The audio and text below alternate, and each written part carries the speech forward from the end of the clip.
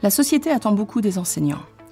On leur demande d'être à la fois des experts dans les domaines de l'enseignement, du développement de l'enfant, de la gestion de classe, de l'administration et même en psychologie. Mais dans quelle mesure sont-ils respectés et reconnus comme professionnels de l'éducation ? Le système scolaire laisse-t-il aux enseignants suffisamment de latitude pour agir comme de vrais professionnels ? Peut-être pas.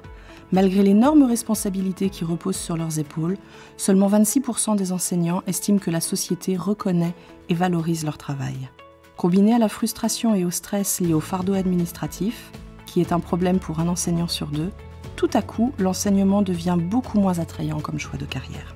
Que peut-on faire pour améliorer la situation ? Les données de l'enquête internationale Thalys de l'OCDE sur l'enseignement et l'apprentissage fournissent quelques pistes. Pour commencer, Thalys nous apprend que la satisfaction professionnelle est plus élevée chez les enseignants qui se sentent soutenus dans leur évolution professionnelle. Il faudrait donc transformer les établissements scolaires en lieux intellectuellement stimulants, propices au développement professionnel. Dans la foulée, les établissements scolaires pourraient faire de l'enseignement une profession plus collégiale, en encourageant davantage la collaboration professionnelle entre collègues.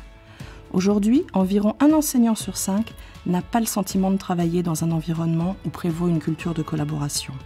Et seulement 28% d'entre eux font cours à plusieurs au moins une fois par mois. Nous savons également que près des 3/4 des enseignants qui reçoivent des retours sur leur enseignement les trouvent utiles pour améliorer leur pratique, ce qui suggère qu'un état d'esprit de développement chez les enseignants peut contribuer à développer un écosystème d'apprentissage continu entre pairs. Nous pourrions aussi encourager cet écosystème en améliorant les systèmes d'évaluation, afin que les efforts des enseignants soient mieux reconnus. Mais pour cela, les établissements ont besoin d'autonomie pour que les processus d'évaluation aient un sens.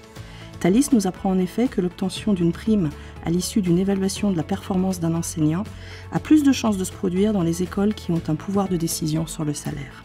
Il conviendrait également de renforcer le sentiment d'autonomie des enseignants. Ils sont environ 90% à estimer qu'ils ont la main sur ce qui se passe en classe, mais bien moins nombreux à déclarer qu'ils participent aux décisions concernant les programmes et les politiques de leur établissement.